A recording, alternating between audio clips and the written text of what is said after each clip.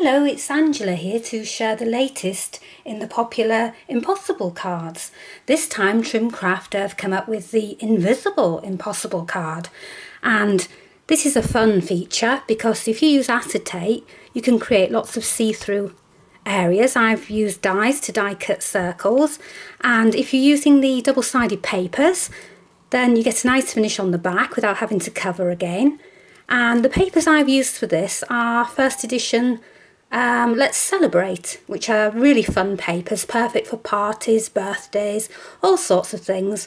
For mine, I've used some washi tape so that even the sentiment is floating on acetate. Now, this washi tape is from the selection that has the sausage doggies in it. It's quite a fun tube there, but it says treats, and I've used some confetti embellishments to glue on just to give that floating image, and also in the die cut areas.